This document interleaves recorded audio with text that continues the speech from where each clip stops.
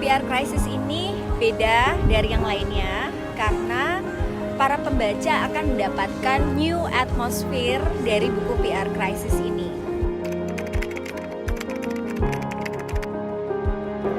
Pertama adalah praktisi PR, yang kedua adalah top management, yang ketiga mahasiswa baik S1, S2, atau S3 yang sedang mengambil penelitian mengenai krisis.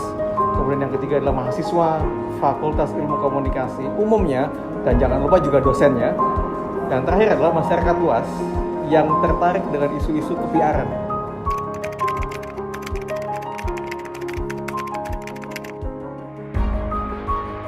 Buku ini walaupun dikemas dalam isu PR dan ilmu komunikasi, dia sesungguhnya membahas sebuah tema yang sangat universal, yaitu bagaimana mengatasi krisis. Rasanya dalam hidup kita pasti akan melewati krisis. Buku ini membantu kita untuk melewati itu dengan baik.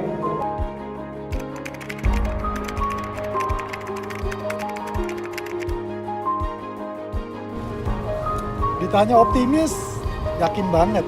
Kenapa banget? Karena ini buku sangat lintas profesi, berkaitan dengan kemanusiaan, lalu juga disertai dengan contoh-contoh kasus yang sangat update. Ya, rasanya buku ini sudah menunjukkan kesuksesannya. Dibuat pertama kali di tahun 2009 dan sold out sebelum setahun, kemudian dicetak ulang 2011, kemudian sold out sebelum setahun juga. Dan ada rentang waktu di mana kemudian kita akhirnya membuat buku ini lagi, dan kita optimis buku ini akan menjadi referensi utama kembali bagi para akademisi maupun profesional dalam merujuk isu-isu krisis public relation. Segera dapatkan buku PR Crisis ini, dan untuk informasi pemesanan, follow Instagram pr.crisis.id.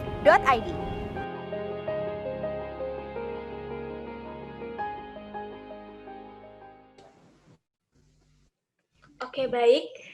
Langsung saja kita mulai ya. Assalamualaikum warahmatullahi wabarakatuh. Selamat pagi kami ucapkan kepada seluruh peserta webinar peluncuran buku PR Crisis.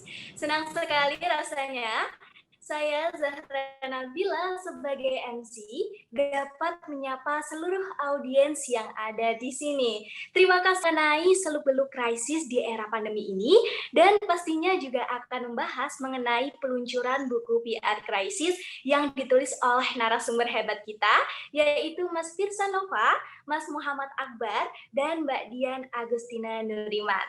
Tak lupa saya ucapkan selamat bergabung juga kepada pembedah buku, yaitu Bang Benny Putar-Putar, selaku Media and Communication Advisor to BOD of Bulog, serta former VP Corporate Communication Garuda Indonesia dan Citylink Indonesia.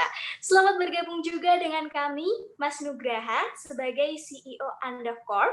Selamat bergabung kepada rekan-rekan media yang telah bersedia meluangkan waktunya untuk bergabung di acara kami. Webinar ini akan berlangsung selama 60 menit ke depan dan akan dipandu oleh moderator kita, yaitu Mas Syahmiti Raffi. Mas Raffi ini merupakan General Manager di Nexus Risk Mitigation, dan Mas Raffi yang nantinya akan memandu webinar peluncuran buku PR Crisis ini, serta memperkenalkan narasumber dalam webinar ini. Di akhir acara nanti akan ada sesi tanya-jawab dengan para pembicara, dan akan ada hadiah menarik, yaitu buku PR Crisis secara gratis ditambah bonus tanda tangan dari ketiga penulis buku. Wow, tentunya ini akan menjadi hadiah yang sangat menggiurkan ya. Jadi bagi para peserta diharapkan untuk stay sampai akhir acara, dan yang ingin bertanya langsung saja memberikan pertanyaannya di kolom chat pada saat sesi tanya jawab nanti. Jangan malu-malu ya. Oke, sekarang mungkin langsung saja saya persilahkan kepada Mas Raffi sebagai moderator untuk memandu acara webinar pada pagi hari ini. Halo Mas Raffi, apakah sudah tersambung? Halo Zahra. Oke, silahkan Mas Raffi. Oh, terima kasih Zahra yang sudah membuka acara ini dan sudah menyerahkan acara ini kepada saya. Sekali lagi perkenalkan, saya Muhammad Syahmiti Raffi, atau biasa dipanggil Raffi. Saya yang akan berperan menjadi moderator pada acara peluncuran buku ini. Oke, hari ini kita akan berbincang-bincang dengan 3 penulis dari buku PR Crisis ini dan juga ingin mendengarkan tanggapan dari 2 tamu spesial kita hari ini. Siapa 2 tamu kita? Nanti akan saya perkenalkan, tapi sebelumnya saya ingin mengucapkan terima kasih kepada pihak-pihak yang sudah mendukung dari terselenggaranya acara ini. Ada Nexus Risk Mitigation, Nagaru Communications, 2N PR Navigations, dan juga tentunya Anda Corporation. Terima kasih banyak, dan saya juga ingin berterima kasih kepada para pihak yang sudah memberikan testimoni dan dukungannya terhadap buku ini. Yang pertama adalah Mas Jo Nugroho, selaku Ketua Asosiasi Asosiasi Perusahaan PR Indonesia atau APRI. Lalu ada juga Mas Agung Laksamana, selaku Ketua Umum Perhumas. Ada juga Mas Asmono Wikan, selaku Founder dan CEO PR Indonesia Group. Dan juga Mas Nugraha Andah, selaku CEO dari Andah Corporation. Ada Bang Beni Butar, selaku Media and Communications Advisor to BOD of Bulog. Ada juga Mas Anjari Umarjianto, selaku Ketua Umum Perhimpunan Humas Rumah Sakit Indonesia. Ada Mas Arif Reza Pahleti, selaku Corporate Secretary Mandiri Tunas Finance. Mas Muhammad Husni, selaku External Communications Manager at PT Astra Agrolestari. Dan Mas Boy Kelana Subroto, selaku Head of Corporate Communications Astra.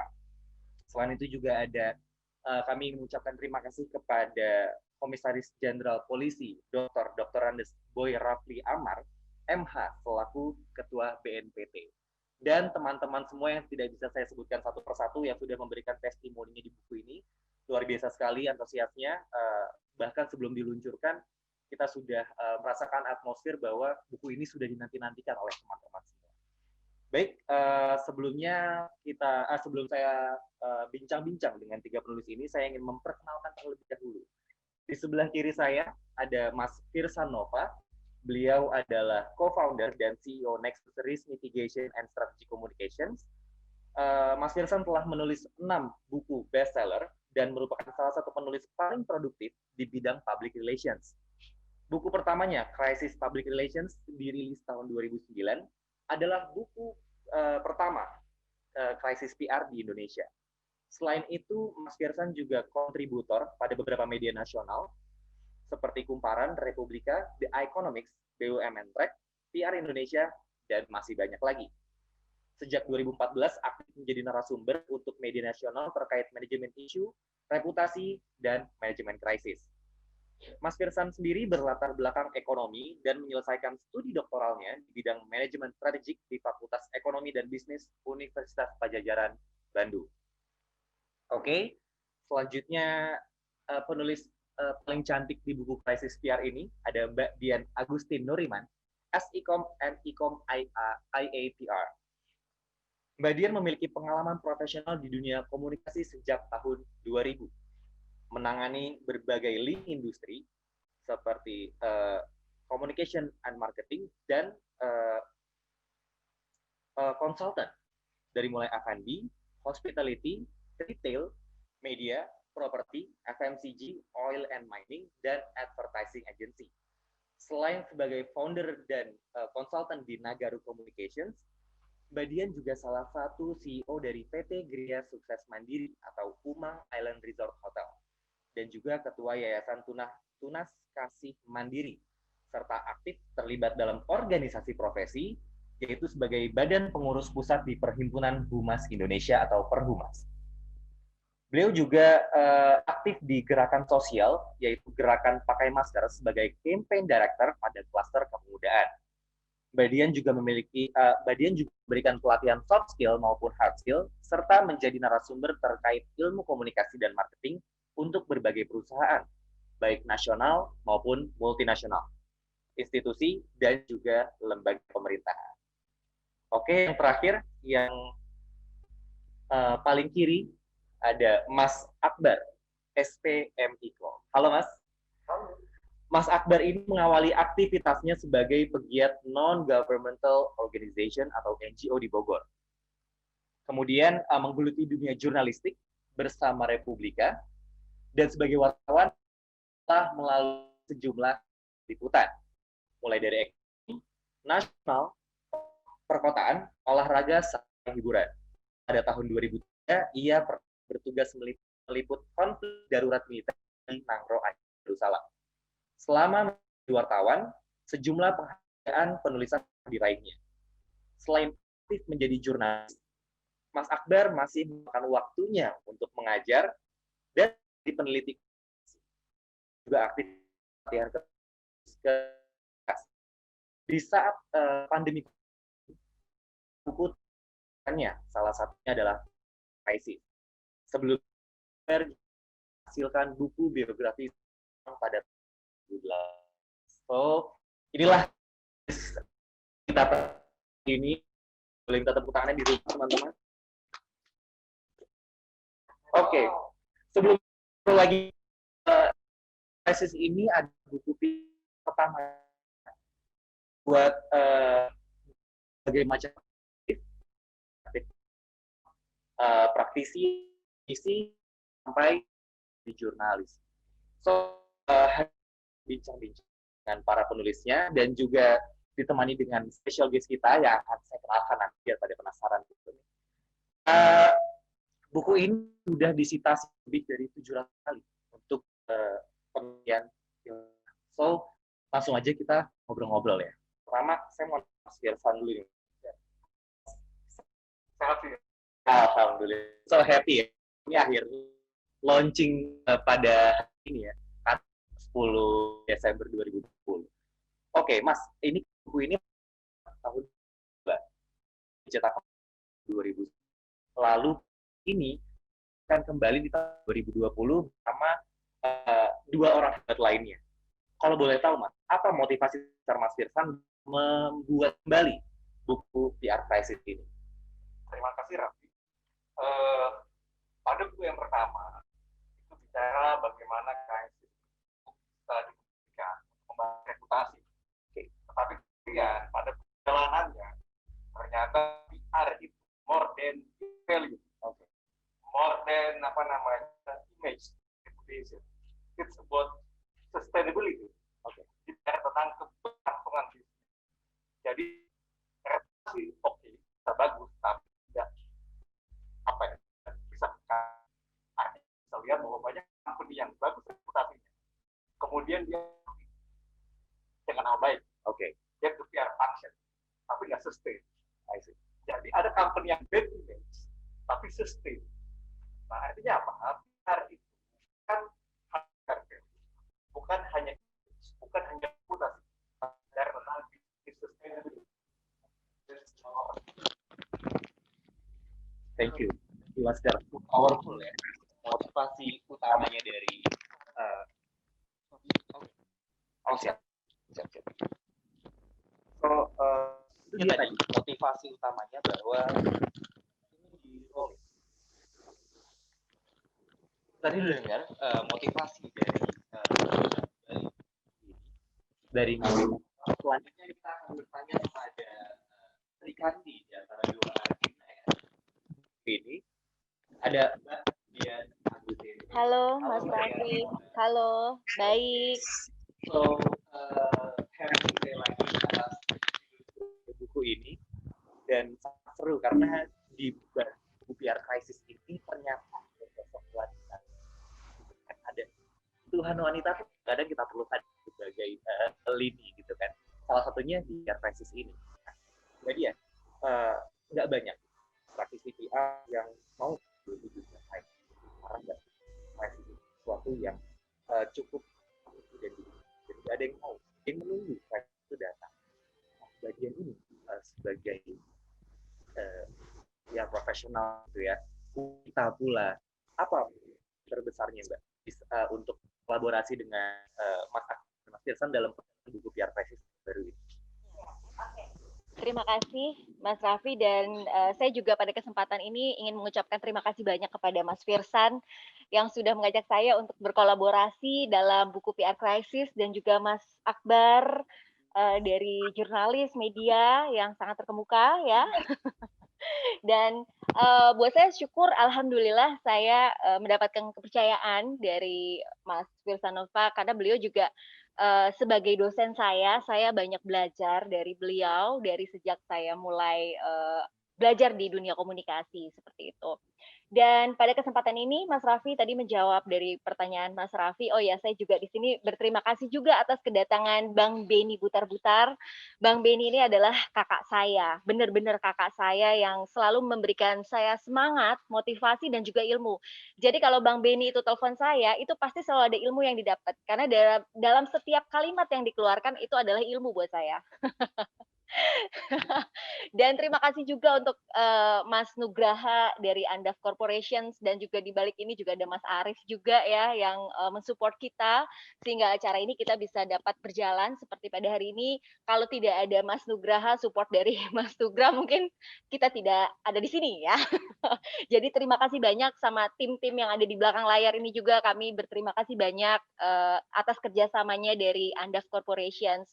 Oke, baik. Menjawab pertanyaan dari Mas Raffi tadi ya, kenapa sih saya adalah wanita yang mau berbicara tentang krisis?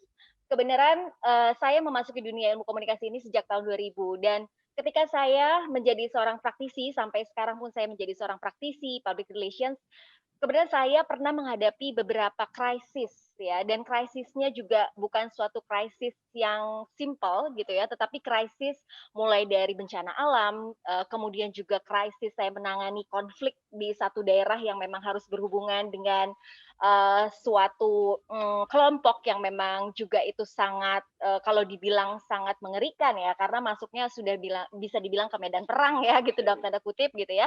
Nah, buat saya itu sangat menarik dan itu tantangan buat saya. Jadi PR itu tidak hanya melulu kita bicara tentang sesuatu yang rapih, yang bersih, yang cantik-cantik saja, Mas Raffi. Kita nggak hanya bicara tentang how to public speaking gitu ya, bagaimana public speaking yang bagus, bagaimana personal image, bagaimana cara berdiri, duduk, bicara, dan lain. Tidak seperti itu. Saat ini untuk menjadi seorang PR itu diperlukan kecerdasan.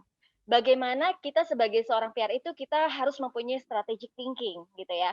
Karena posisi public relations itu merupakan posisi yang sangat penting dalam suatu perusahaan dan harus mengerti apa yang diinginkan oleh pemegang keputusan ya di suatu perusahaan.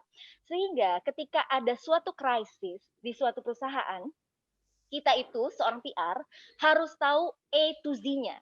Jadi kita nggak bisa tuh hanya tahu dari atasan, brief seperti ini, lalu kita bicara ke media seperti apa, tidak seperti itu.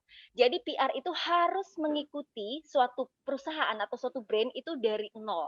Seperti itu. Dan kita harus menjiwai, karena kalau kita tidak menjiwai, kita tidak tahu dan masyarakat publik itu tidak bisa dibohongi. Karena ketika kita tidak menjiwai, kita tidak bisa berbicara dari hati. Seperti itu.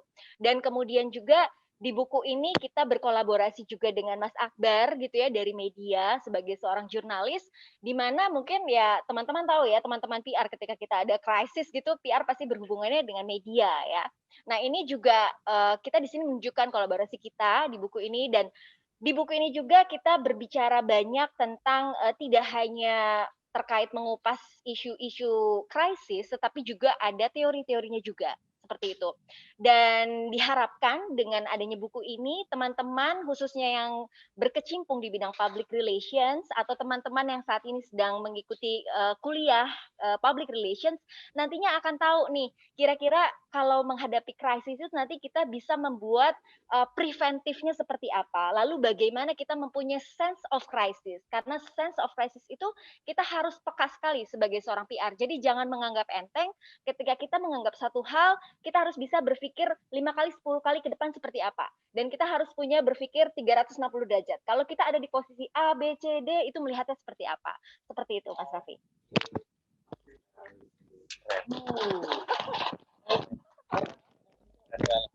So, that's why we need a moment to share. Kelihatan ya langsung. Oke. Tadi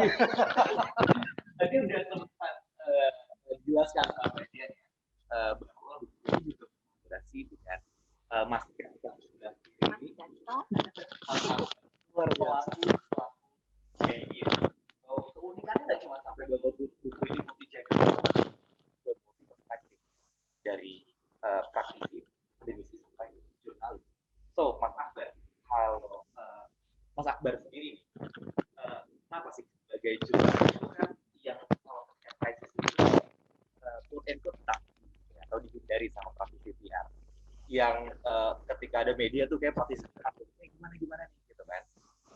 Nah, buku ini malah berkolaborasi. Mas Akbar apa sih tertarik bisa menuangkan pikirannya dalam buku PR Crisis sama Badian Ya, baik. Mas Raffi yang saya muliakan, yang juga tidak kalah gantengnya seperti saya. Saya senang sekali bisa duduk di antara orang-orang hebat di sini. Saya sebelum menjawab pertanyaan dari Mas Raffi ingin mengucapkan kalau kata orang Jawa bilang. Saya ingin mengucapkan kepada Mas Firsan sudah mengajak saya terlibat dalam penulisan buku PR Crisis ini. Amazing lah kalau kata anak sekarang gitu. Amazing gitu ya. Lalu Mbak Dian, salut banget dia tadi. Terus terang udah selesai sih sebenarnya jawaban gue tuh sebenarnya sudah dijawab semua sama Mbak Dian. Mbak Dian itu Sri Kandi tangguh, kata Bang Beni, saya sepakat. Keren banget. Semua kita bisa hadir di sini karena Mbak Dian itu sangat menjaga proses ini semua sampai kita bisa berbicara di depan ini semua. Lalu yang tidak kalah penting juga, saya sangat appreciate kepada Bang Beni Peter Butar. Perkenalan kita sebenarnya belum lama, tetapi saya sudah diberikan letupan semangat yang luar biasa. Kalau kompor tuh, ini kayaknya udah kompor gas warna biru kayaknya. Mantap pokoknya. Lalu juga kepada Mas Nugraha, terima kasih sekali Mas. Kita bisa launching buku ini di sini juga karena peran besar dari Mas Nugraha, Mas Arief, dan teman-teman di Andap semua. Appreciate buat kerja teman-teman semua di sini. Nah, saya tidak lupa juga mengucapkan ada beberapa kawan-kawan saya di sini. Saya lihat ada yang dari wartawan pasti gitu ya, ada juga dari beberapa kampus. Terima kasih sudah hadir. Jarang-jarang ngeliatin gue ngomong di depan kayak gini lah. Biasanya gue ngomong di belakang orang gitu yang nge-brief. Kali ini gue disuruh-suruh kayak gini. Tanggung, super. Oke, menjawab dari pertanyaan Mas Raffi, kenapa terlibat? Tadi sudah saya jelaskan bahwa saya diajak oleh Mas Firsan. Tapi tidak cuma sekedar saya menerima ajakan, tantangan. Kalau kata seorang sastrawan Pramudia Anantatur, gaya-gayaan nih, gaya-gayaan. Kerja dari menulis itu adalah kerja untuk keabadian. Jadi saya rasa kerja ini menjadi upaya untuk bisa menjaga keabadian kita juga. Lalu memang benar ketika terjadi krisis, seringkali terjadi head to head antara jurnalis dengan PR. Bagaimana caranya supaya tidak terjadi head to head? Singkatnya adalah baca saja buku ini, gitu kan? Karena buku ini cukup detail, cukup mendalam, tidak cuma sekedar menyampaikan teori, tapi ada contoh-contoh kasus yang sangat-sangat relate dengan keseharian kita semua, gitu. Jadi ini adalah bagian proses aktualisasi diri saya, dibantu oleh teman-teman saya yang hebat ini juga. Itu saja Mas Raffi, jadi saya tidak bisa menjelaskan secara panjang, kayak lebar, nanti biar tanya jawab saja yang bisa memberikan. Terima kasih. Oke.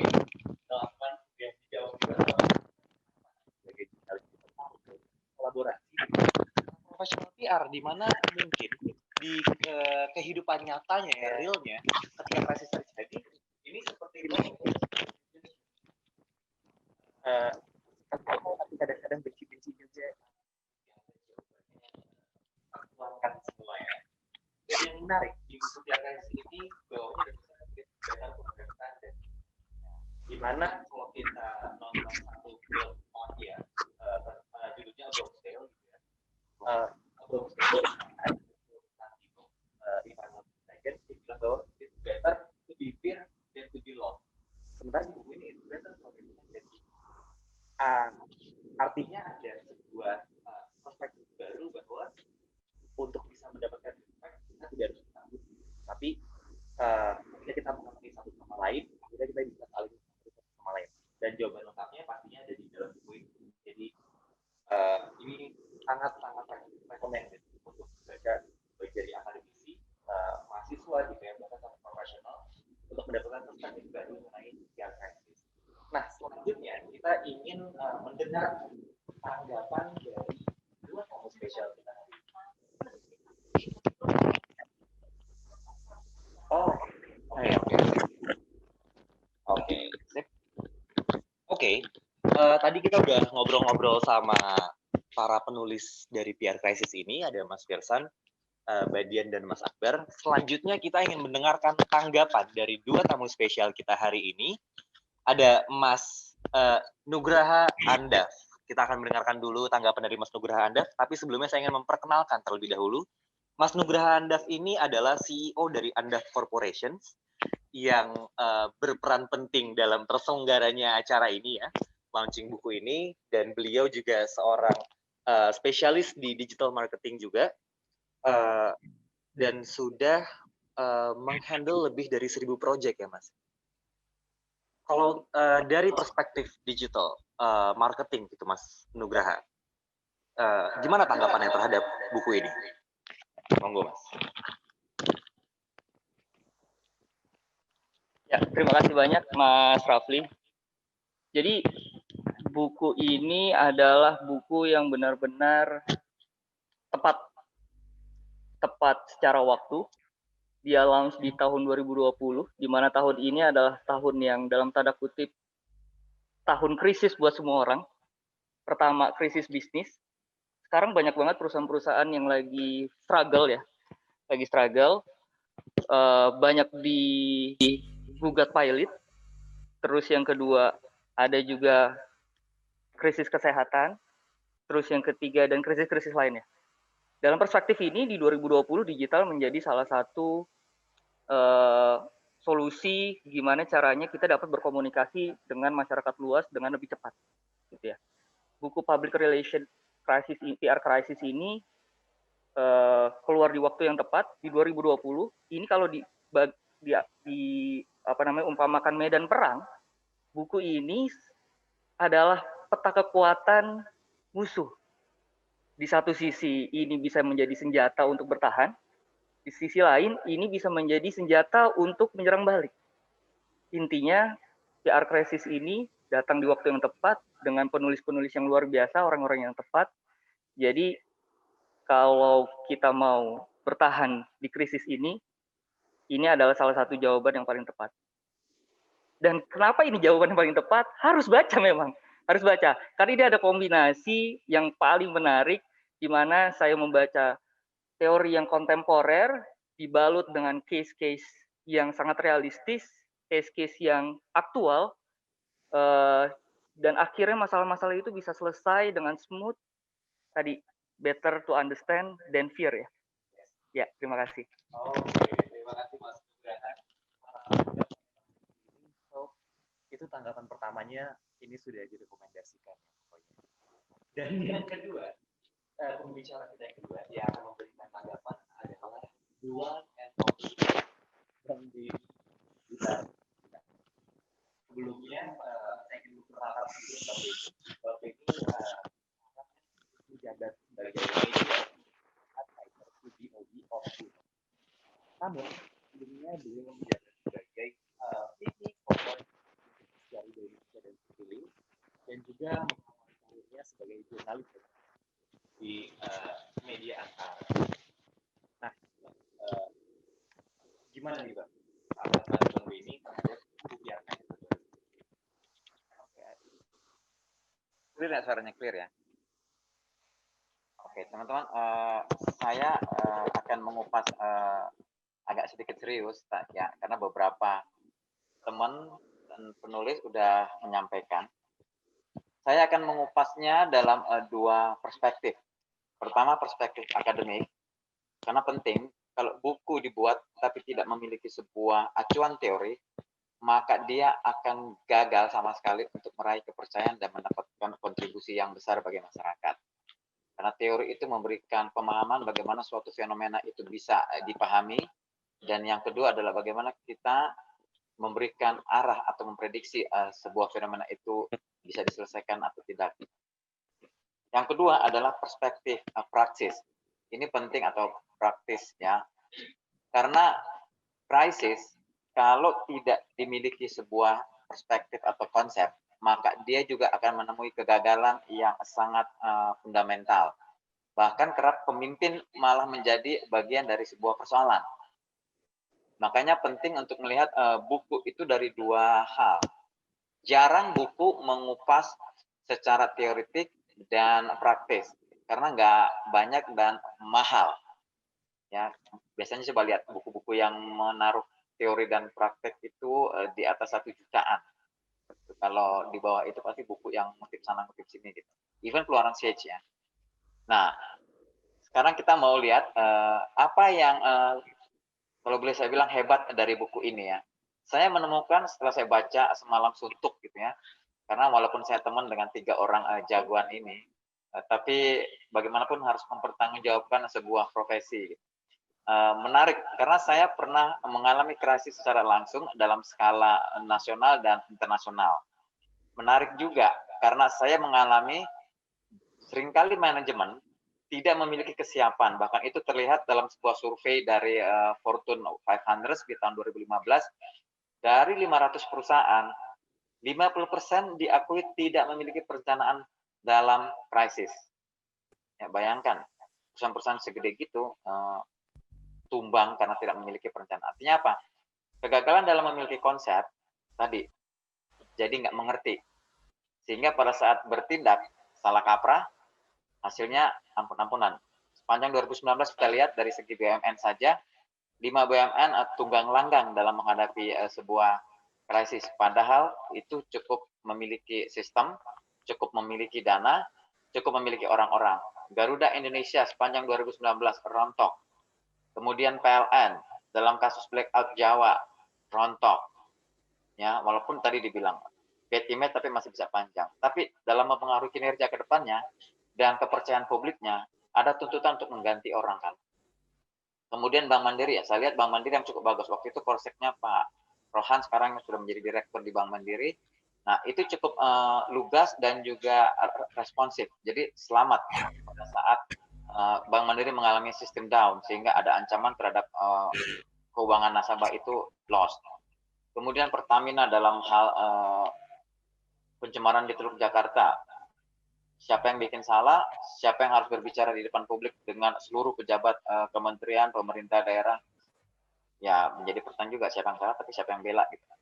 Nah, teman-teman, jadi saya akan memperlihatkan 5 kehebatan dari buku ini.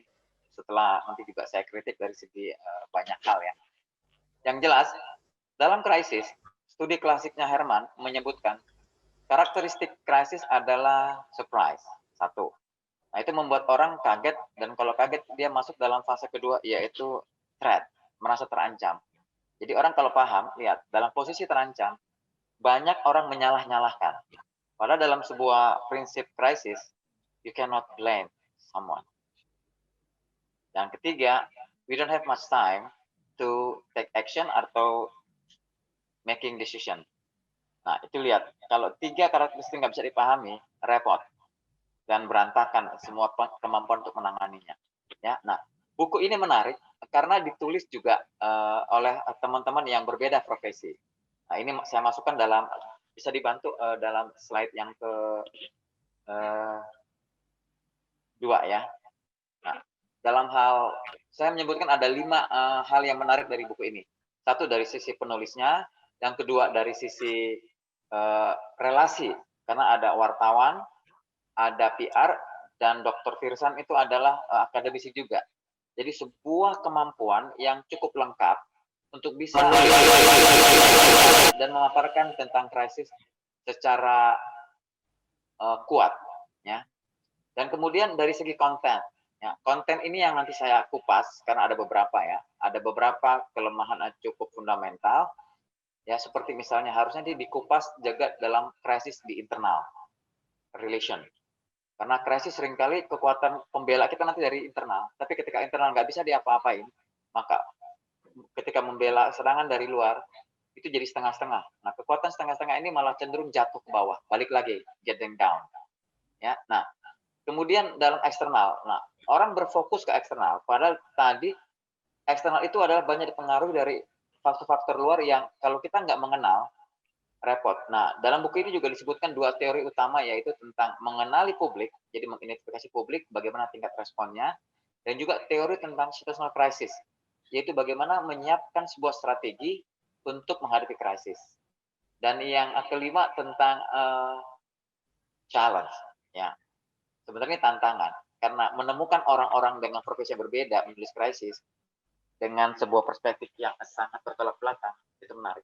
Karena dalam situasi global sekarang, di mana VUCA berlangsung dengan kuat, yaitu volatility, kemudian uncertainty, dan juga complexity dan ambiguity, itu membuat ketidakpastian menguat di antara kita dan berujung pada krisis. Nah, ketidakmampuan memahami persoalan, tidak memiliki konsep untuk menjadikan sebuah jalan keluar, maka akan salah dalam bertindak.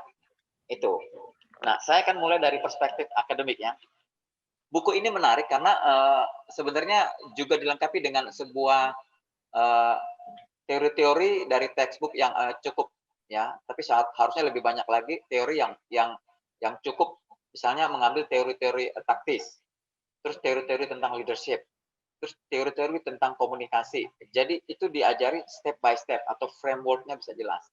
Nah, kemudian saya menarik karena harusnya ini juga memasuki kombinasi yang cukup kuat dari persoalan krisis Indonesia dalam negeri dan persoalan krisis di luar negeri. Kenapa? Dalam pengalaman saya, persoalan Citylink gitu misalnya, itu akan mudah berimbas ke induk perusahaan kalau tidak di-maintain dengan bagus. Nah, krisis itu juga begitu. Kalau tidak memahami, nah di sini yang perlu adalah bagaimana tingkat eskalasi. Jadi orang sekarang ada teori yang cukup kita gugat gitu ya. Apakah tahapan-tahapan krisis itu dari level ringan, sedang, dan berat itu masih berlaku? Karena dalam satu hari bisa langsung naik ke level global. Contoh yang paling jelas adalah ketika seorang polisi di Amerika menangani seorang pria kulit hitam dengan melakukan tindakan yang sampai mematikan gitu ya, membuat korban menjadi meninggal. Kejadian dalam 1 jam, dalam tempo 1 jam, itu mampu membuat dunia bergerak untuk memprotes tindakan itu berbulan-bulan. Bahkan masuk dalam level skala kerusuhan. Bayangkan ya, uang banyak keluar, personel banyak yang diterjunkan, waktu yang lebih parah. Lagi. Kemudian saya melihat lagi dalam hal penulisan ilmiahnya ya. Harusnya buku ini juga menulis sumber-sumber itu langsung di pembahasan itu. Ini saya lihat dari awal halaman pertama sampai terakhir itu seluruh sumber-sumber bukunya itu ditaruh di belakang.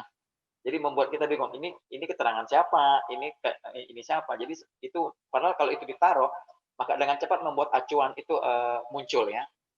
Kemudian yang paling menarik adalah kalau buku ini juga ditambah dengan perspektif militer. Nah, itu menjadi sebuah krisis benar-benar lengkap.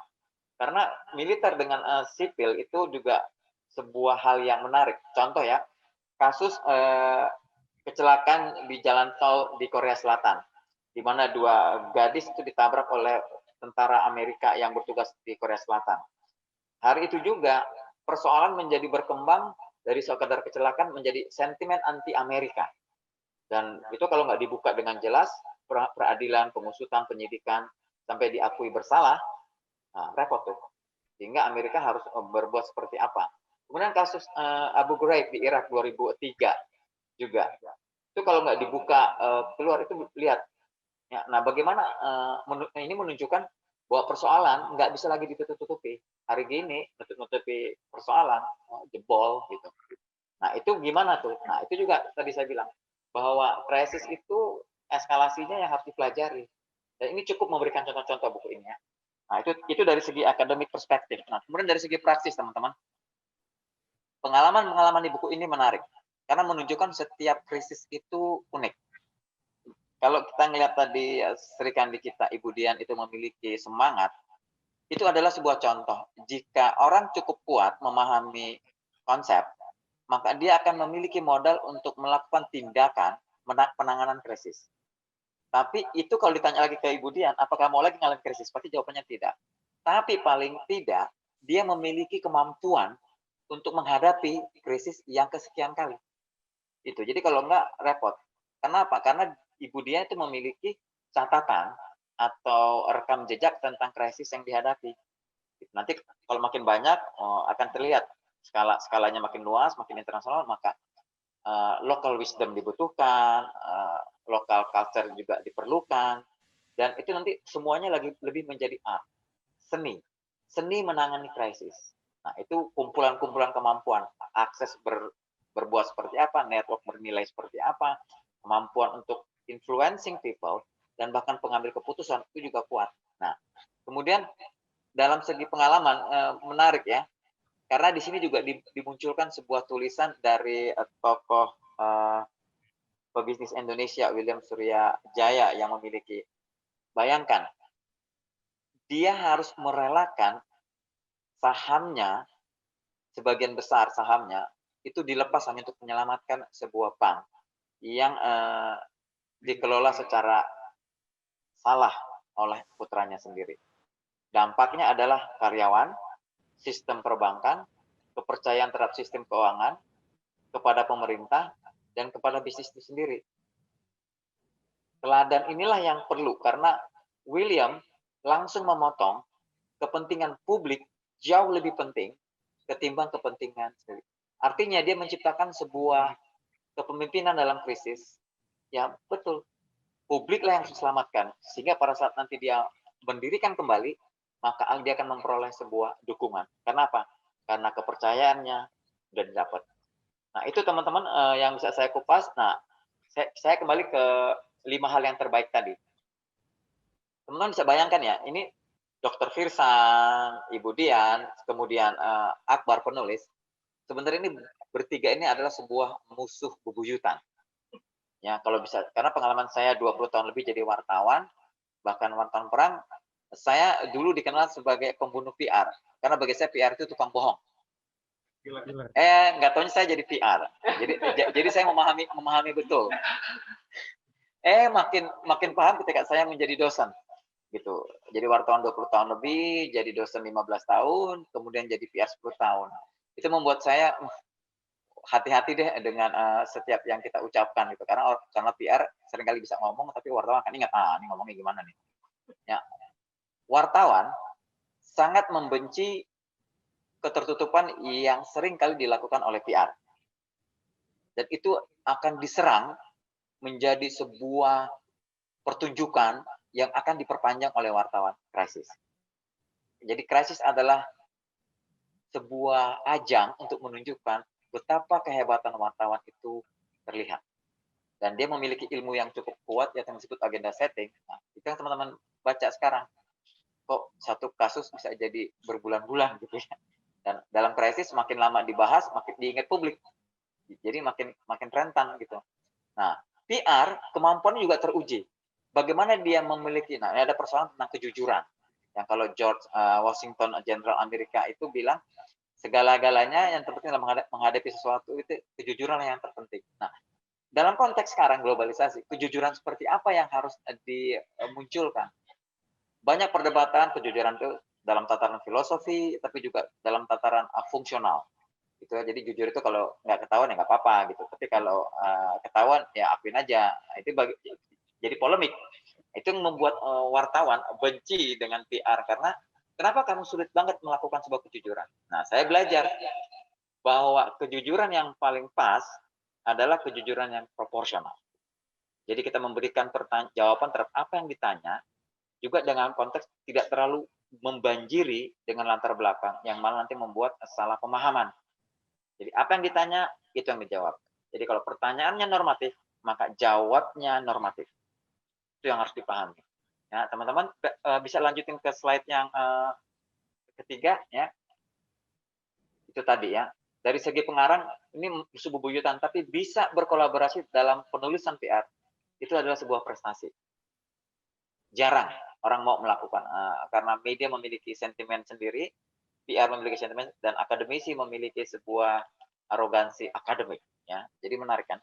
Nah, jadi buku ini bagi saya yang pernah jadi wartawan, pernah jadi PR, pernah jadi komplit, cukup untuk membuat.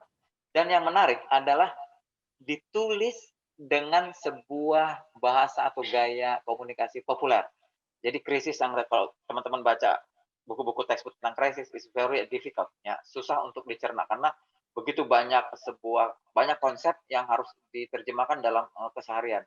Dan beruntung buku ini membuat krisis menjadi lebih dekat, cepat dipahami, dan cepat memberikan inspirasi gitu. Nah, kemudian dari segi relasinya nih, yang kedua ya, love and hate itu harus dijaga. Jadi di sini Akbar atau media akan memahami bahwa PR juga mengalami kesulitan untuk membangun jembatan sepanjang dia tidak memiliki karakter yang paham tentang media. Nah, memahami media sekarang sulit. Orang merasa itu gampang menghubungi media. Padahal bagi saya, itu selalu ada persoalan kayak fenomena iceberg. Orang cuma 10% tahu tentang media, tapi 90% enggak. Dari mana yang 90% enggak tahu? Mereka enggak memahami tentang media yang mengindustri. Makin mengindustri, mereka menciptakan sebuah news as commodity. Komoditi kayak apa sih? Berita itu barang yang dijual cepat basi. Nah, kalau cepat basi, dia harus cepat-cepat dijual karena biar harganya makin tinggi. Tapi tingkat akurasinya berbenturan dengan jurnalisme. Nah, itu tadi. Kemudian memahami media sebagai konvergensi media. Media melebur, kan semua platformnya jadi satu. Kalau kita pelajari dalam sebuah continuum convergence, itu tahapannya mereka akan saling promosi, kemudian cloning, masing-masing masih berdiri sendiri, tapi begitu masuk di sebuah cooptation gitu ya, jadi bersaing tapi bersatu. Nah, itu informasi tentang berita mulai dibagi dan diedit bareng-bareng demi kepentingan masing-masing platform. Jadi kalau saya nggak senang dengan ini, saya suruh. Nanti nggak, teman-teman pelajari hati-hati ya. Nggak ada lagi namanya pemret, yang ada lagi direktur pemberitaan. Nah, itu artinya tuh medianya udah mengindustri. Yang cetak saya suruh hajar, yang online saya suruh baik-baikin. Yang radio saya suruh setengah baik, setengah jahat gitu. Jadi, media playing a game.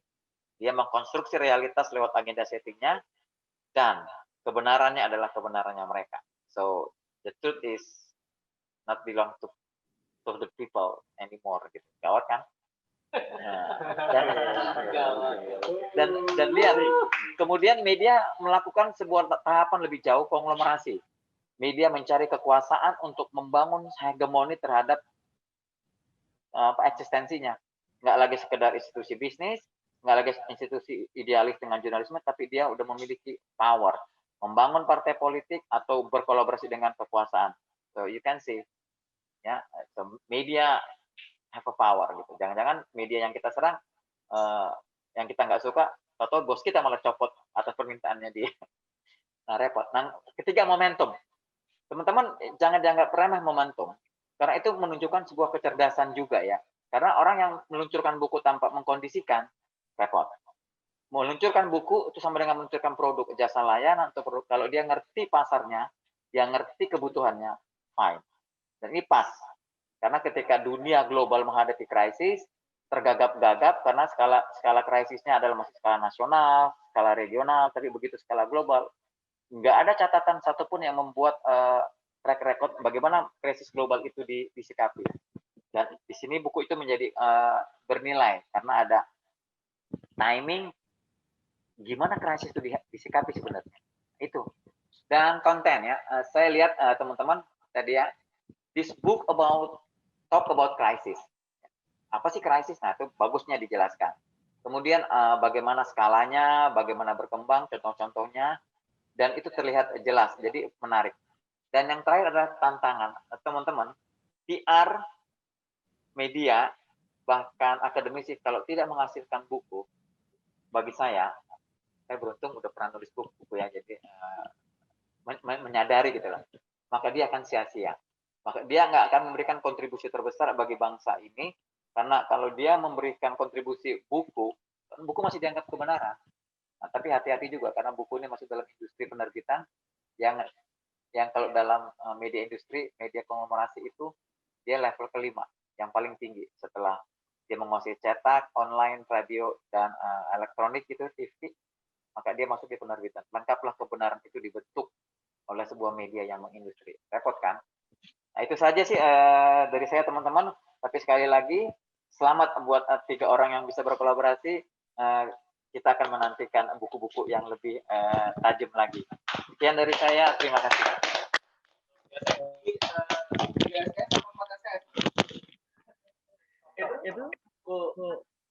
Okay. You know, we always save the best for the last ya. Tadi itu komprehensif sekali dari Bang Bedi, menjelaskan dari dua perspektif, dari akademisi, dari praktis, dari ada 5 hal terbaik dari buku ini juga, serta ada sedikit kritik sayang juga Bang ya, untuk buku baru ini, PR Crisis ini. So tadi ada statement bahwa ya krisis itu tuh banyak orang yang takut sama krisis, banyak orang yang menghindari krisis, bahkan kalau kejadian pun nggak mau terulang lagi gitu. But once kita tahu, once kita mengerti how to handle-nya, once kita punya konsep yang tadi Bang Beni bilang bahwa untuk menghandle krisis kita harus punya konsep, itu kayaknya akan bisa dilalui dengan smooth aja Bang ya. So it's better to understand than to fear. Yeah. Okay. So selanjutnya kita akan membacakan 3 pertanyaan yang terpilih. Dari tim kita sudah memilih 3 pertanyaan terbaik ya. Oke. Kita lihat dulu pertanyaannya, dan 3 pemenang ini akan mendapatkan 3 buku gratis yang sudah ditandatangani juga oleh para penulis ini, dan akan kami kirimkan juga ke alamat masing-masing. So nanti akan dihubungi langsung oleh tim kami, tapi saya akan bacakan dulu pertanyaannya. Pertanyaan nomor 1 dari Raul Nardo _ KPP ya. Oke. Izin bertanya kepada para penulis buku PR Crisis. Dewasa ini tingkat pembajakan suatu karya sangat tinggi, tidak lepas juga terhadap buku.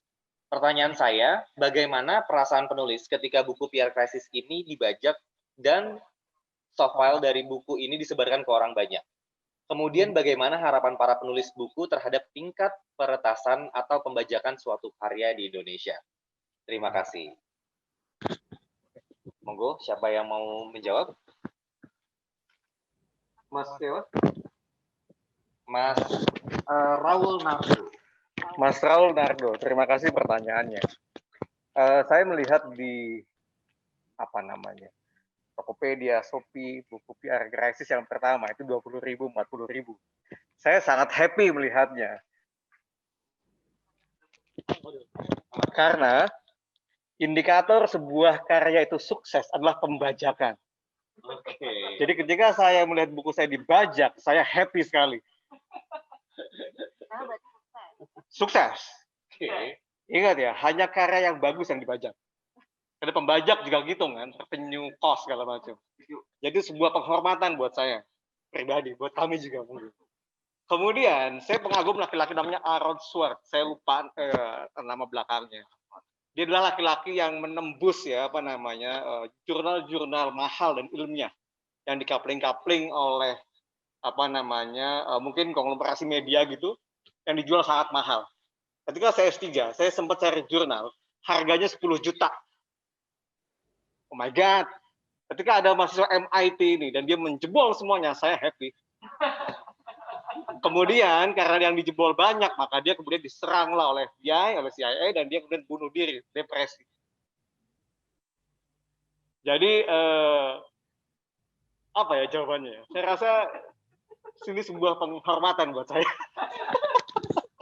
Terima kasih. Silakan. Boleh gak setuju ya? Jadi gini, saya teringat dalam industri musik, Bang, ada sebuah peristiwa bagaimana sebuah grup band yang mungkin bagi banyak mainstream dibilang, bandnya itu band apa gitu ya. Tapi mereka justru bisa menjadi the rising star ketika mereka sengaja memberikan CD bajakan itu. Jadi sebenarnya soal bajak-membajak itu memang sangat dilematis. Dari sisi cost itu atau dari sisi apresiasi kepada para penulis, mereka tidak menghargainya. Tapi untuk bisa, ini kan cara berpikir out of the box sebenarnya ya. Ketika itu dibajak berarti memang itu menjadi cara untuk bisa lebih up lagi. Di industri musik itu dilakukan. Itu saja. Ya. Pada intinya sih. Oke, tapi pada intinya sebenarnya begini. Makanya kenapa kita juga kita nggak jual buku ini mahal-mahal ya, Mas Firsan. Karena memang itu tadi kita punya rasa ingin memberikan ilmu gitu ya mungkin ya, sharing knowledge gitu ya Mas Akbar. Jadi masih bisa dijangkau apalagi untuk para mahasiswa. Jadi kalau karena kita beda ya, ketika kita punya, mungkin waktu saya kuliah juga pernah merasakan ya, bukan membajak tapi ketika kita pesan sama teman kita, ternyata fotokopian gitu loh, bukan buku asli gitu. Nah, itu akan berbeda ketika kita megang buku asli dan kita juga akan merasa lebih dalam tanda kutip terhormat ya membeli dari yang asli gitu ya. Seperti itu. Silakan Mas Raffi. Oke, terima kasih. Sekali lagi kenapa kita butuh sentuhan wanita dalam acara ini ya. Jawabannya Mbak Dian yang sangat diplomatis tadi. Ini yang betul ya. Jadi kebenaran ada di perempuan. Kebenaran ada di perempuan. Kalau lagi nggak marah, Bang. Kalau lagi marah kadang-kadang beda lagi tuh urusan. Itu dia. Beda tuh urusannya tuh. Oke, pertanyaan kedua. Ada dari Felix. Halo, saya Felix dari Universitas Multimedia Nusantara ya, UMN.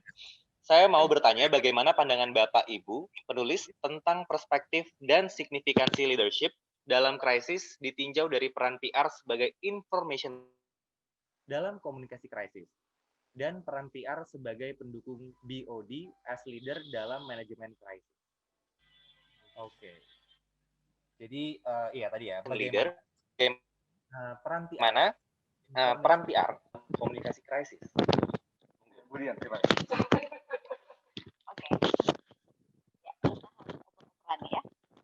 Oke, halo Mas Felix. Ini teman saya juga ya. Jadi Mas Felix ini rajin sekali gitu untuk mengikuti berbagai webinar gitu ya, Mas Felix ya, luar biasa. Mungkin suatu saat Mas Felix harus nulis buku juga. Oke, Mas Felix, terkait dengan pertanyaannya, bagaimana seorang PR itu ya terkait dengan opinion leader, kemudian kedekatan dengan BOD dan lain-lain. Nah, pada poinnya adalah begini, ketika posisi seorang public relations. Makanya kenapa kalau saya mengajar, kemudian saya juga mengajar di Fakultas Ilmu Komunikasi, saya selalu bilang sama mahasiswa saya, ketika kamu ingin menjadi seorang public relations, saya suka tanya dulu motivasinya apa. Itu satu. Karena kalau misalnya hanya ingin menjadi seorang PR biar keren, karena kan perempuan itu kalau jadi PR tuh kayaknya gimana, harus bisa bukan hanya sekedar penampilan di luar gitu. Bukan hanya jago dandan, kemudian dress up, tidak seperti itu. Karena kerja PR yang sesungguhnya itu kita harus berpikir gitu. Kita harus banyak membaca, kita harus tahu perusahaan itu dari A to Z-nya tadi yang saya bilang. Karena ketika kita ingin menyelesaikan suatu masalah, gimana kita bisa menyelesaikan kalau kita tidak menguasai masalah itu? Dan kita tidak tahu background-nya seperti apa. Lalu kita tidak tahu bagaimana di lingkungan sekitar kita seperti apa. Makanya kenapa posisi seorang PR itu sangat strategik dalam perusahaan. Itu sangat dekat dengan BOD. Kenapa? Karena BOD itu membutuhkan pandangan, perspektif kita. Perspektif kita itu sebagai seorang PR, kita kan dituntut tidak hanya untuk bisa menjadi seseorang yang mengkomunikasikan, baik internal maupun eksternal. Tetapi kita juga harus bisa berpikir, bahkan kita bisa menjadi advisor bagi BOD kita. Karena nah, kalau mau menjadi advisor, makanya kita harus menguasai. Kita tidak hanya menguasai dunia PR yang tadi saya bilang. Kita hanya, tahu bagaimana public speaking-nya, kita tahu menulis press release, tapi bagaimana kita berpikir. Ketika kita menjadi seorang PR, misalnya di industri retail, di retail industry, saya harus belajar banyak gitu. Saya harus tahu tentang retail industri, bagaimana dari segi ekonominya, politiknya, kemudian bagaimana budayanya di retail, bagaimana perkembangan retail di Indonesia, bagaimana retail di Asia, bahkan Eropa. Kenapa? Karena ketika saya berbicara nanti sebagai seorang PR suatu perusahaan retail, saya punya knowledge, saya punya banyak konten di kepala untuk berbicara. Begitu juga ketika ada krisis datang, itu kita tidak, perspektif itu tidak hanya satu lingkungan kecil di Indonesia saja, tetapi pandangan kita luas secara global. seperti itu. Oleh sebab itu bukan kami ya kita kami menyarankan sebenarnya karena di sini saya lihat banyak juga teman-teman mahasiswa ya yang ikut di acara ini ketika ikut kuliah PR atau menjadi seorang PR itu tidak hanya belajar tentang PR, tapi belajarlah yang lain karena itu sangat penting dan itu nanti sangat dibutuhkan, ya. Ya terima kasih. Ya, terima kasih Mbak Dian. Mudah-mudahan menjawab ya Mas Felix ya. Selanjutnya pertanyaan ketiga dari Mas Sulistyo. Oke, jadi ini 3 penanya ini laki-laki semua dan dibabat habis oleh seorang perempuan di sini ya. Dipuaskan. Mas Sulistyo dari Universitas Muhammadiyah. Buku PR Crisis ini apakah juga mengulas tentang unsur-unsur atau elemen-elemen dari reputasi perusahaan atau corporate? Karena krisis menyangkut reputasi perusahaan, seperti buku-buku yang ditulis oleh John Dorley, Griffin, dan Von Brunn, apakah ada perbedaan antara reputasi perusahaan dengan reputasi corporate secara prakteknya dalam menghadapi krisis? Mungkin siapa yang mau menjawab? Buku ini, Thomas. Ini diawali dengan krisis, kemudian kita masuk ke, dibuka dengan power of public, kemudian masuk ke isu manajemen, kemudian masuk ke krisis, kemudian konflik. Setelah konflik masuk ke stakeholders engagement. Setelah itu ditutup dengan reputation. Ditutup dengan sebuah quotes yang bagus sekali menurut saya. Kami bertiga. Apa quotes-nya begini? Sebagus apapun Anda sebagai PR, ya, membangun citra, ya, ketika situasi berubah, kemudian Anda tidak beradaptasi, you can collapse, you gone. 7-Eleven, Debenhams, apalagi sebut Indonesia Airways, Nokia, Polo Parking, Steven, name it. Artinya apa? What is different? Kalau PR-nya bagus, matinya namanya bagus. Kalau PR-nya jelek, matinya namanya jelek. Artinya apa? Untuk membungkus pertanyaan Mas Sulis ya tadi, bahwa kita menutup dengan reputasi dan peringatan. Bahwa reputasi baik tidak sama dengan sustainability. Yang kedua, silakan Bu Dian atau Mas Akbar. Ada nggak bedanya antara corporate habis waktunya. Alhamdulillah, save by the bell. Oke, Mas Sulistyo, semoga terjawab pertanyaannya. Dan selamat kepada ketiga penanya tadi ya, ada Mas Felix, Mas Raul, dan Mas Sulistyo, yang akan mendapatkan buku PR Crisis ini dengan tanda tangan penulisnya juga, dan akan kami kirimkan langsung ke alamat masing-masing. Nanti tim kami akan menghubungi, dan nanti langsung berkoordinasi saja. Dan juga kami juga memiliki beberapa program menarik ya di buku ini ya Mbak, Mas, bahwa kita juga akan ada roadshow juga ke kampus-kampus, ada roadshow juga ke corporate. Nanti untuk info lebih lanjutnya bisa cek di Instagram buku ini, di Instagram kita pr.crisis.id, dan selanjutnya kita akan memasuki prosesi peluncuran buku. Jadi buku ini akan ditandatangani oleh ketiga penulis, lalu akan diserahkan secara simbolis kepada 2 tamu spesial kita hari ini, Mas Nugraha Andaf dan juga Oke, kita akan bukunya.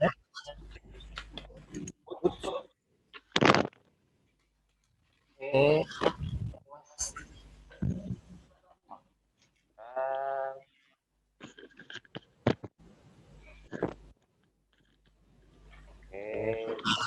pakai musik. Keren.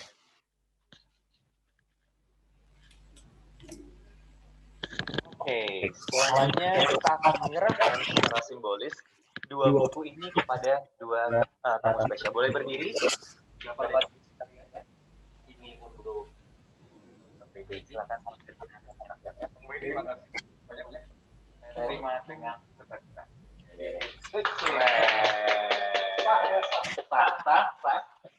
Oke, selanjutnya untuk Mas Nugraha. Oke, kemudian Ibu Dian.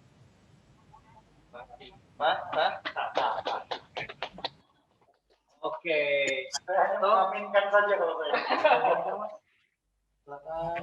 Oke, dari dua penyerahan buku tadi secara simbolis, maka kami semua di sini mengumumkan bahwa buku PR Crisis resmi diluncurkan. Boleh bagi tepuk tangan virtualnya teman-teman. Oke, kita foto bareng dulu kali ya. Oke.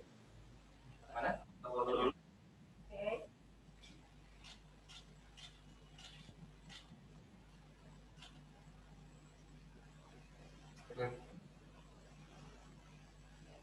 Oke, duduk kembali. Bapak Ibu sekalian. Terima kasih Mas. Terima kasih banyak. Terima kasih. Oke, intinya acara ini peluncuran buku PR Crisis pertama di Indonesia ini. Saya selaku moderator ingin berpesan bahwa ada 3 kata untuk bisa mengatasi krisis ya, Mas ya.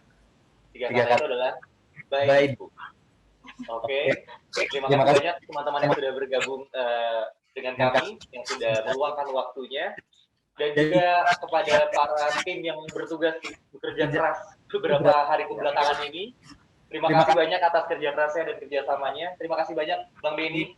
Terima kasih banyak Mas Nugra. Oke, terima kasih banyak Mas Irsan, Dadian, dan Mas Akbar. Semoga teman-teman bisa tercerahkan dengan adanya buku PR Crisis ini. Akhir kata saya mohon maaf jika banyak kesalahan sebagai moderator, dan acara akan saya kembalikan kepada Mbak Zahra selaku MC. Silakan Mbak Zahra. Oke, selamat kepada para pemenang yang telah mendapatkan buku PR Crisis secara gratis. Tentunya senang sekali ya teman-teman yang beruntung udah dapat buku gratis, ditambah ada tanda tangan dari penulisnya lagi. Buat yang belum beruntung, jangan khawatir karena buku PR Crisis ini bisa didapatkan secara online melalui Instagram @pr.crisis.id atau di Tokopedia Nexus Store ID. Terima kasih kepada seluruh pembicara, yaitu Mas Firsanova, Mas Muhammad Akbar, Mbak Dian Agustina Nuriman, dan Mas Safi sebagai moderator. Tak lupa saya ucapkan terima kasih juga kepada Bang Benny Butar-Butar dan juga Mas Nugraha. Terima kasih juga kepada semua peserta dan rekan-rekan media yang telah mengikuti webinar ini. Saya Zahra Nabila sebagai MC pamit. Wassalamualaikum warahmatullahi wabarakatuh. Terima kasih semuanya.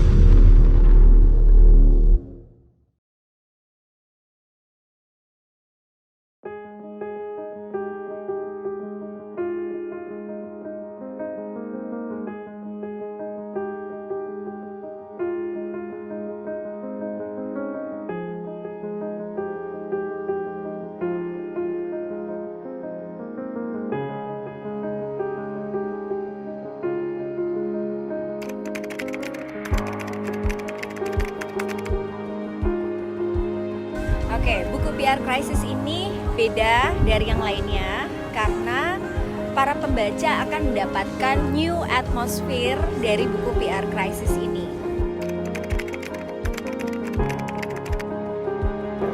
Pertama adalah praktisi PR, yang kedua adalah top management, yang ketiga mahasiswa baik S1, S2, atau S3 yang sedang mengambil penelitian mengenai krisis. Kemudian yang ketiga adalah mahasiswa Fakultas Ilmu Komunikasi umumnya, dan jangan lupa juga dosennya.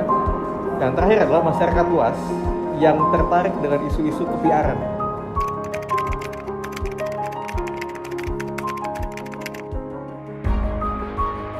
Buku ini walaupun dikemas dalam isu PR dan ilmu komunikasi, dia sesungguhnya membahas sebuah tema yang sangat universal, yaitu bagaimana mengatasi krisis. Rasanya dalam hidup kita pasti akan melewati krisis.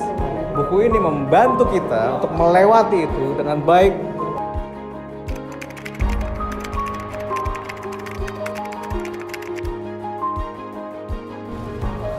Ditanya optimis, yakin banget. Kenapa banget? Karena ini buku sangat lintas profesi, berkaitan dengan kemanusiaan, lalu juga disertai dengan contoh-contoh kasus yang sangat update. Ya, rasanya buku ini sudah menunjukkan kesuksesannya. Dibuat pertama kali di tahun 2009 dan sold out sebelum setahun, kemudian dicetak ulang 2011, kemudian sold out sebelum setahun juga. Dan ada rentang waktu di mana kemudian kita akhirnya membuat buku ini lagi, dan kita optimis buku ini akan menjadi referensi utama kembali bagi para akademisi maupun profesional dalam merujuk isu-isu krisis public relation. Segera dapatkan buku PR Crisis ini, dan untuk informasi pemesanan, follow Instagram pr.crisis.id.